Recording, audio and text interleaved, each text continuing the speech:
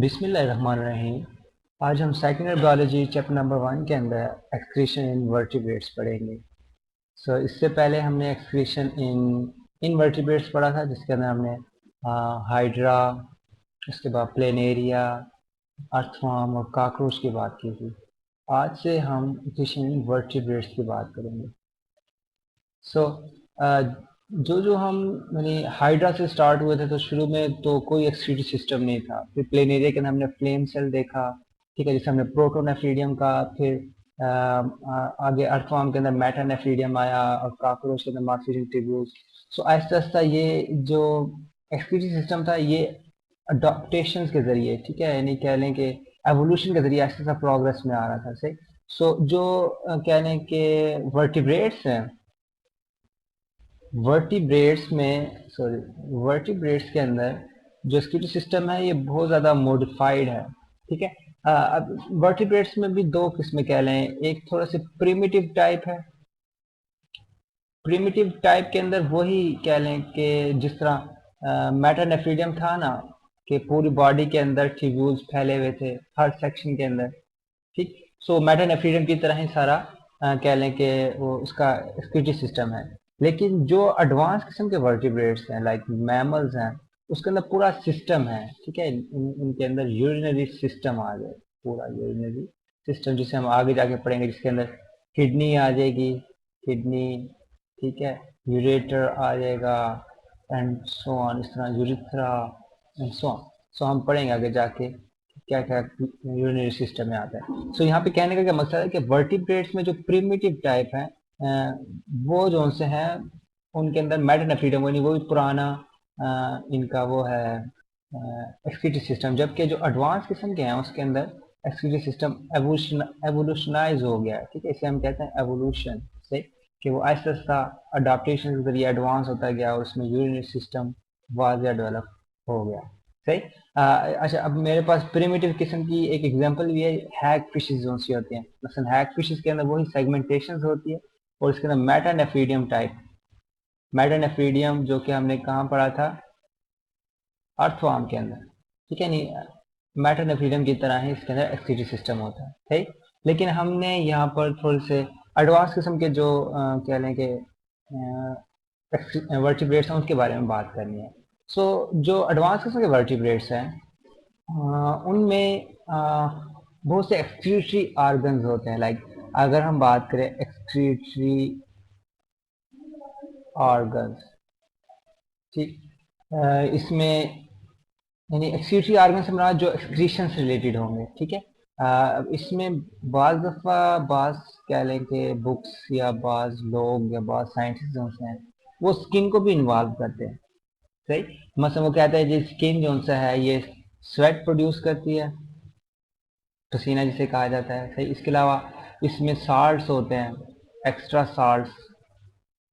ठीक है, यानी एक्स्ट्रा साल्ट्स वो भी रिलीज आउट होते हैं। ठीक है, यानी सीबम की शक्ल में इसकी स्क्रीशंस होती है ना, से हम एक सीबम भी कहते हैं। सही। लेकिन फिर बाद में बाज़ दफ़ा ये भी कहा जाता है कि जो बेसिकली ये स्वेट रिलीज करता है, ये वो गर्मी की वजह से, यानी कह लें कि ठंडक फील करने के लिए। ठीक है, यानी जब बहुत ज़्यादा टेम्परेचर बॉडी का बढ़ जाता है, तो यानी ये थर्मो रेगुलेशन के लिए से इस्तेमाल करते हैं, ये थर्मो रेगुलेशन में डाल देते हैं। ठीक है। सीबम जो सा है और सार्स जो सा है, ये बैक्टीरियोसाइडल होते हैं। बैक्टीरियोसाइडल से मुराद यानी ये बैक्टीरिया को किल करते हैं। सही। यानी अब स्किन जो सा है, वो एक्सक्रीटरी ऑर्गन्स के अंदर बाज़ दफ़ा नहीं भी डाला जाता। क्यों? क्योंकि वो अगर स्वेट प्रोड्यूस कर रहा है, थर्मो रेगुलेशन से उसका लिंक है। सही। अगर वो सीबम प्रोड्यूस कर रहा है साल्ट के साथ, तो वो बैक्टीरियोसाइडल है, यानी वो इम्यूनिटी के अंदर रोल प्ले कर रहा है। ठीक है, नहीं, बॉडी के डिफेंस सिस्टम के अंदर ये रोल प्ले कर रहा है।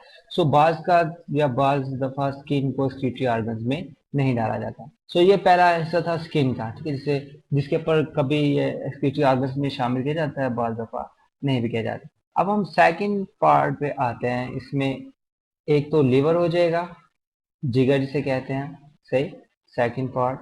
और जो थर्ड वन होगा, वो जाहिर बात है पूरा यूरिनरी सिस्टम होगा। यूरिनरी सिस्टम, यूरिनरी सिस्टम के अंदर एक तो किडनी आ जाएगा हमारे पास, आगे हम बात करेंगे। किडनी के बाद यूरेटर, सही। और यूरिटर के बाद यूरिथ्रा एंड उसे एक्सपेल कर दिया जाए। और किडनी जो बना होता है वो नेफ्रॉन से बना होता है। सो हमारा यहाँ पे जो टारगेट होगा मेन नेफ्रॉन होगा। क्यों? क्योंकि जो ट्यूबुलर सिस्टम है ना, ठीक है, ये जो कह लें कि एवोल्यूशन के जरिए ये नेफ्रॉन में डेवलप हुआ है। ठीक है, यानी हमें नेफ्रॉन में ट्यूब्यूल्स नजर आएंगे। सही। और नेफ्रॉन जो सा है ये इटसेल्फ किडनी को बनाता है, यानी structural and functional unit of kidney या यूरिनरी सिस्टम के अंदर जो मेन चीज है या मेन जो रोल प्ले करेगा वो नेफ्रॉन प्ले करेगा। ठीक है, इसके बारे में हम बाद में पढ़ेंगे। सो आज हम जो है वो लिवर को डिस्कस करेंगे कि लिवर किस तरह एक्सक्रीटरी ऑर्गन के तौर पर रोल प्ले करता है। सो ये नीचे डायग्राम बनी हुई है। इससे पहले हमने आपको याद होना चाहिए हमने एक यूरिया साइकिल पढ़ा था। ठीक है, वो कहाँ पे होता है? It takes place in liver. ठीक है, ये आपको सामने लिवर की डायग्राम भी नजर आ रही है। सही। अगर यूरिया साइकिल हम रिवाइज करें तो इसमें हमारे पास क्या था कि पहला अमोनिया का मॉलिक्यूल। ठीक है, इसे चलो डायग्राम को थोड़ी सी बड़ी कर लेते हैं हम दे। सो ये NH3 का पहला नाइट्रोजन था, इसे मैं ब्लू कर देता हूँ, ये नाइट्रोजन। फिर इसके बाद एक और नाइट्रोजन यहाँ पे एंटर होता था, NH3 का सेकंड मॉलिक्यूल एल आस्पेटेट की शक्ल में यहाँ पे एंटर होता था। फिर बाद में वो यूरिया की शक्ल में रिलीज होता था, यानी कार्बन डाइऑक्साइड NH2 NH2। ये पहले हम पढ़ चुके हैं, यानी हमारे पास नाइट्रोजन, दो नाइट्रोजन जो है वो यूरिया बनाते थे और इसके अंदर ये फिर सारा स्टेप्स होता था कि सबसे पहले वो एल ऑर्थिनिन के अंदर सिट्रोलिन बनाता था, सिट्रोलिन से फिर वो आर्जिनो सक्सिनेट, फिर एल आर्जिनिन। ठीक है जी, एल आर्जिनिन से एल ऑर्निथीन बनाएगा and so on this continuous. और एल आर्जिनिन यानी लीवो आर्जिनिन के अंदर आर्जिनेज एक्ट करता था। ठीक है, एंजाइम जो कि यूरिया स्प्लिट आउट करता था। सही। ये यूरिया साइकिल था जो कि कहाँ पे होता है? लिवर में। सो क्या सिर्फ क्या लेंगे लिवर यूरिया बनाता है? नहीं, लिवर ने और भी चीजें बनाती है। मसलन अगर फिशेस की बात करेंगे ना, फिशेस में हमें ये NH3 अमोनिया देगा। सही, फिश की कैटेगरी के अंदर। और अगर हम बर्ड्स की बात करेंगे तो ये हमें यूरिक एसिड देगा। ठीक है, यूरिक एसिड का थोड़ा बड़ा फार्मूला है, तो मैंने यहाँ पे नहीं लिखा। और जबकि यूरिया किस केस में है? ठीक है, यूरिया टेरेस्ट्रियल एनिमल्स यानी मैमल्स की बात कर लें या वर्टिब्रेट्स की केस में। ठीक है, आप कहेंगे तो बर्ड्स भी वर्टिब्रेट्स हैं। और कह लें कि हायर या टेरेस्ट्रियल कह लेंगे, टेरेस्ट्रियल। ठीक है, जिसके अंदर मैमल्स आ जाते हैं और एम्फीबियंस आ जाते हैं। ठीक है, वो यूरिया के अंदर अपना वेस्ट एक्सक्रीट आउट करते हैं। ये तो कुछ था एक्सक्रीशन के मुताबिक ना इसके। इसके अलावा हम इसके कह लें कि और फंक्शंस पढ़ते हैं जिसे हम कह सकते हैं होम्योस्टैटिक फंक्शन ऑफ लिवर। ठीक है, फंक्शंस पढ़ेंगे हम लिवर के। लिवर सबसे पहले आपको एक चीज ध्यान में होनी चाहिए कि जो लिवर है it is metabolic hub of body. कि बॉडी के अंदर जो ज्यादातर मेटाबॉलिज्म होगा वो लिवर के अंदर होता है। ठीक है, अब मेटाबॉलिक्स में कह सकते हैं कि मेटाबॉलिक के अंदर एक सेंसिस आ जाएगी कि चीजों का बनना, जिसे हम एनाबॉलिज्म भी कहते हैं। सेंसिस या दूसरा लफ्ज इसका क्या यूज होगा? एनाबॉलिज्म। ठीक है, अब सेंसिस कौन कौन से होंगे? मसलन इसके अंदर एक चीज तो हमने अभी डिस्कस की थी, मसलन ये नाइट्रोजनस वेस्ट बनाएगा। ठीक है, नाइट्रोजनस वेस्ट बनाएगा जिसके अंदर यूरिया था, यूरिया जो कि मैमल्स में होता है। फिर यूरिक एसिड है। सही। इसके अलावा इसमें और क्या हो जाएगा बोला? अमोनिया। ठीक है, जो थर्ड वन हो जाएगा। सही। नाइट्रोजनस वेस्ट की तो हमने भी बात कर ली। इसके अलावा ये सेकंड थिंग क्या बनाएगा? इसमें बनेंगे प्लाज्मा प्रोटीन। ठीक है, यानी क्या लें कि जो ब्लड के अंदर प्लाज्मा होता है ना, अब आपको थोड़ा बहुत आइडिया होना चाहिए कि लाइक जब हम किसी ट्यूब में, मसलन यहाँ पे ट्यूब बनाता हूँ, लाइक दिस ट्यूब, इसके अंदर ब्लड लेते हैं, इसके अंदर ब्लड है। इसको थोड़ी देर अगर हम छोड़ दें, मसलन घंटे के लिए छोड़ दें, तो आपको फिर महसूस होगा कि कुछ लिक्विड का पोर्शन ऊपर रह जाता है लाइक दिस, और फिर जो रेड ब्लड सेल्स होते हैं वो नीचे बैठ जाते हैं। ठीक है, तो जो ऊपर वाला हिस्सा होता है इसे हम क्या कहते हैं? प्लाज्मा। ठीक है, जो पहला हिस्सा होगा इसे हम क्या कहेंगे, प्लाज्मा। इसमें 99% वाटर होता है, इसके अलावा ब्लड प्रोटीन वगैरह होती हैं। से बीच नीचे जो से हैं वो ब्लड सेल्स होते हैं, सही। और ये सारा क्या था, ब्लड था। ठीक है, ब्लड को हमने आधे घंटे के लिए रखा ट्यूब के अंदर, घंटे के लिए, तो उसके अंदर से क्या होगा, प्लाज्मा सेपरेट हो जाएगा, ब्लड नीचे आ जाएगा, सही। ब्लड सेल्स नीचे बैठ जाएंगे। सो जो प्लाज्मा प्रोटीन्स हैं, ठीक है, प्लाज्मा जिन प्रोटीन से बना होता है वो भी कौन बनाता है, लेवर। ठीक है, इसमें अब बहुत सी प्रोटीन्स होते हैं, मसलन इसमें क्लॉटिंग फैक्टर्स होते हैं। क्लॉटिंग फैक्टर्स के अलावा इसके अंदर क्या आ जाएगा भला, और भी बहुत सी प्रोटीन्स होंगी, मसलन इंजाइम्स वगैरह होते हैं, लीवर के इंजाइम्स बहुत से होते हैं जो कि बनते हैं, तो प्लाज्मा प्रोटीन्स होगी। इसके अलावा थर्ड वन ये बनाता है बाइल। ठीक है, अगर आपको थोड़ा बहुत याद हो डाइजेस्टिव सिस्टम का, सो बाइल के अंदर क्या होते थे, साल्ट्स होते थे मोस्टली। ठीक है, और बॉयल किस लिए यूज होता था भला, डाइजेशन ऑफ कह लें कि, या एमल्सिफिकेशन का वर्ड यूज होता है, एमल्सिफिकेशन यानी झाग से बनाता है, एमल्सिफिकेशन ऑफ लिपिड्स। ठीक है, कहाँ होता है, इन इंटेस्टाइन। ठीक है, इंटेस्टाइन के अंदर ये जाता है, वहां पे एमल्सिफिकेशन करता है, और फिर उसके बाद डाइजेशन के अंदर हेल्प करता है, सही। इसके अलावा बहुत से कह लें कि ये स्टोरेज पार्ट भी होते हैं इसके अंदर, स्टोर स्टोर्ड मटेरियल होता है इसके अंदर, मसलन स्टोर्ड में लिपिड्स। अच्छा, स्टोर से पहले एक और चीज़ यहाँ पे बताना चाहूँगा कि ये फैट्स वगैरह डेवलप भी करता है। ठीक है, लिपिड्स, कोलेस्ट्रोल, लिपोप्रोटीन्स भी बनाता है, लिपिड्स, कोलेस्ट्रोल एंड लिपोप्रोटीन्स से, इसलिए इसका कुछ पार्ट्स जो है ना डाइजेस्टिव सिस्टम से भी मिलके बनते हैं ऐसे। अब ये जो लिपिड्स, कोलेस्ट्रॉल, लिपोप्रोटीन्स ये खुद नहीं बनाता, बेसिकली ये ब्लड में आते हैं, जिसकी अमाउंट को ये कंट्रोल करता है, सही। अगर याद हो तो, शायद आपको तो नहीं पता होगा, लेकिन ये है कि जब लिपिड्स एब्जॉर्ब होते हैं ना इंटेस्टाइन में से, तो वो पास होते हैं उसमें से, लिवर में से, तो लिवर के पास ऑप्शन होता है कि लिपिड्स की क्वांटिटी को आगे जाने दे या फिर उसे रोक ले, सही। सो यानी ये भी कह लें कि सेंसिस के अंदर हम इसके डाल देंगे, सही। और ये फिर प्लाज्मा लेवल होता है इनका लिपिड्स का। ठीक है, जिस तरह हम एचडीएल हाई डेंसिटी लिपिड्स होते हैं, एलडीएल लो डेंसिटी लिपिड्स। सो ये प्लाज्मा, इसमें फिर ब्लड केमिस्ट्री सारी आ जाती है इन्हें। ठीक है, कि क्या क्या उसके अंदर कह लें कि लिपिड्स का कितना पोर्शन है।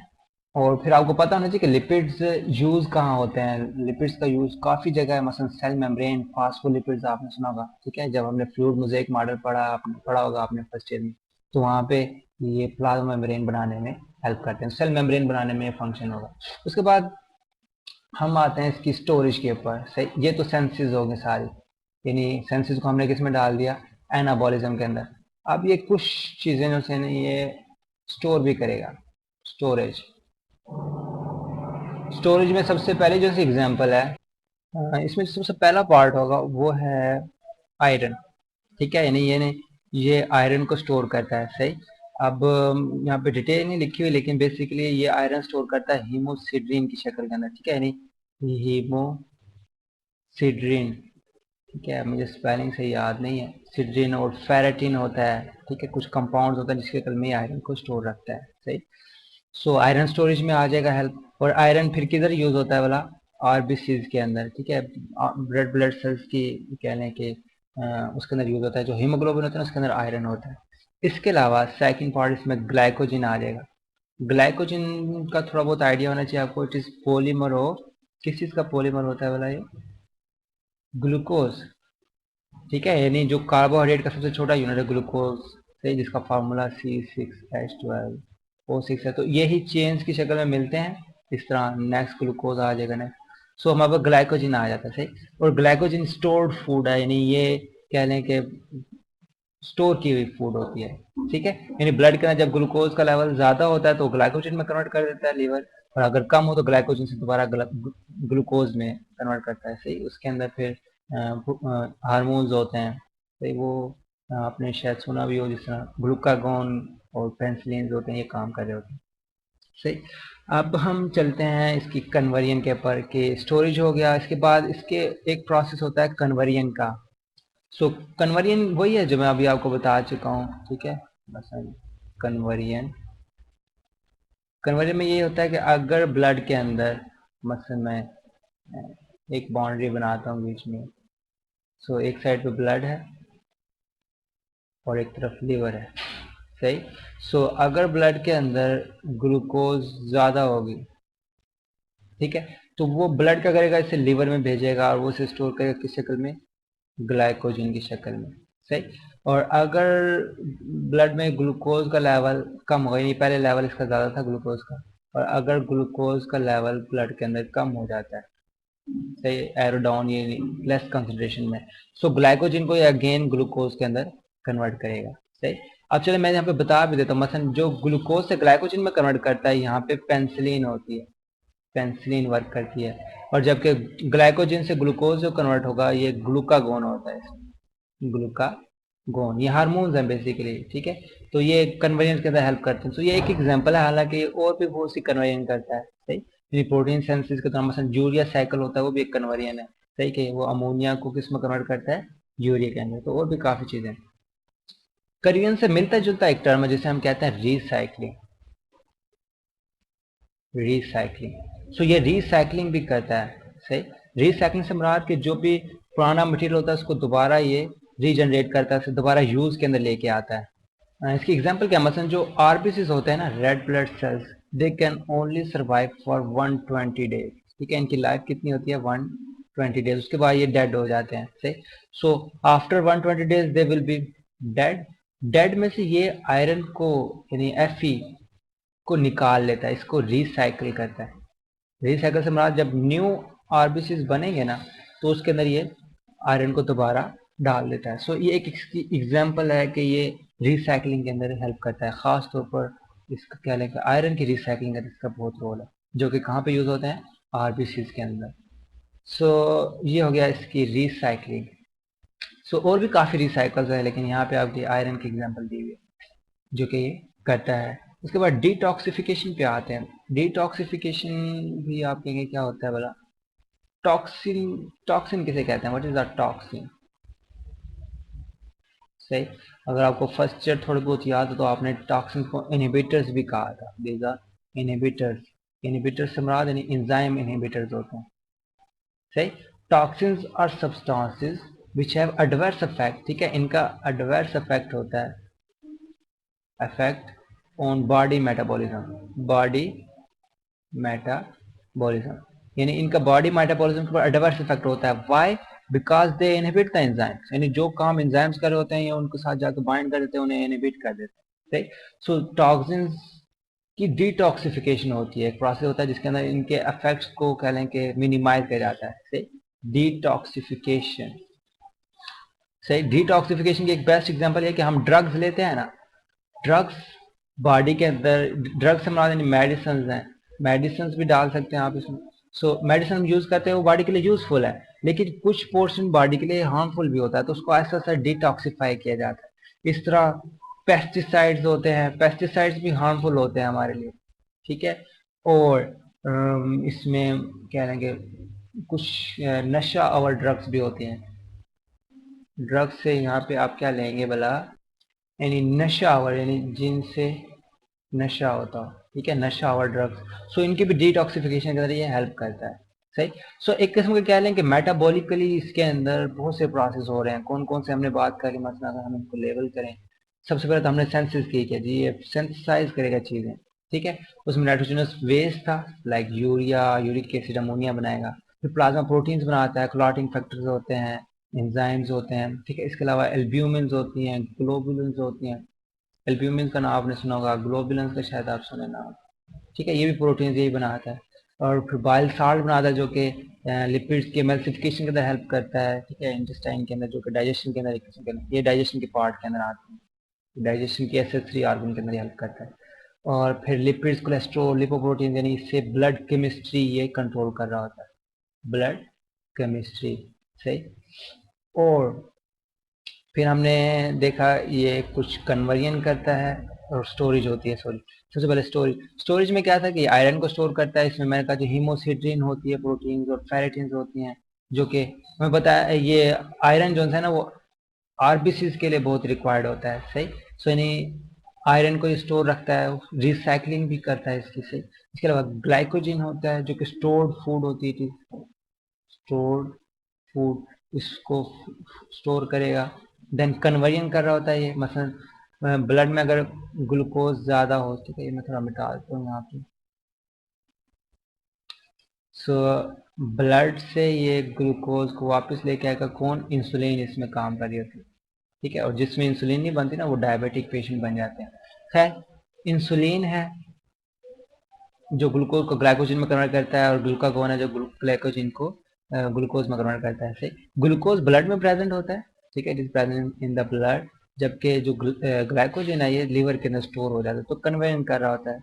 इसके अलावा रिसाइकलिंग होती है, मसलन आरबीसी की सॉरी आरबीसी क्या है, आरबीसी में जो आयरन होता है ना, ठीक है, मेन क्या है कि जो सेंट्रल एटम है आयरन को ये रिसाइकिल करता रहता है, यानी 120 डेज के बाद आरबीसी डेड हो जाते हैं, सो उसको फिर ये रिसाइकिल करके दोबारा कह लेंगे हीमोग्लोबिन जो होती है एक चीज, इसमें एक्चुअल जो प्रोटीन है दैट इज हीमोग्लोबिन। सो ये हीमोग्लोबिन को बेसिकली बना रहा होता है। और फिर टॉक्सिन्स को डिटॉक्सिफाई करता है, मतलब टॉक्सिन्स क्या होते हैं? इनहिबिटर्स ऑफ एंजाइम्स, एंजाइम्स को इनहिबिट करते हैं, और इस तरह हमारे मेटाबॉलिज्म के ऊपर एडवर्स इफेक्ट होता है। सही, इनकी ये डिटॉक्सिफिकेशन करता है। एग्जांपल्स क्या है? ड्रग्स वगैरह है, पेस्टिसाइड्स हैं, और ड्रग्स जो नशावर होते हैं, ठीक है। इस तरह साइनाइड का नाम सुना होगा आपने, जहरीले होते हैं, सांप के अंदर होते हैं, ठीक है। तो ये सारे कह लें कि टॉक्सिन्स हैं, इनको डिटॉक्सिफाई करने का काम जो है वो अगेन किसके पास होता है? लीवर के पास होता है। सही। सो अब हम जरा वापस चलते हैं, हमने स्टार्ट कहाँ से लिया था? Simple excretion vertebrates. So vertebrates के अंदर हमने दो कैटेगरीज बना दी। इसके अंदर एक प्रिमिटिव टाइप होगी, ठीक है, प्रिमिटिव टाइप से हमारा जो पुराने किस्म के हैं, और थोड़े से एडवांस हो गए। प्रिमिटिव टाइप के अंदर वही जो अर्थवॉर्म के अंदर मैटर नेफ्रीडियम पाया जाता है ना, उस तरह का एक्सक्रीटरी सिस्टम था जो कि बॉडी के हर पार्ट में होता है। जबकि एडवांस के अंदर यूरिनरी सिस्टम डेवलप हो गया, जिसके अंदर किडनी है, यूरिटर, यूरिथ्रा और पेल्विस वगैरह, हम काफी पार्ट्स इसके पढ़ेंगे। और इसमें एक्सक्रीटरी आर्गन्स की हमने बात की, इसमें एक स्किन है।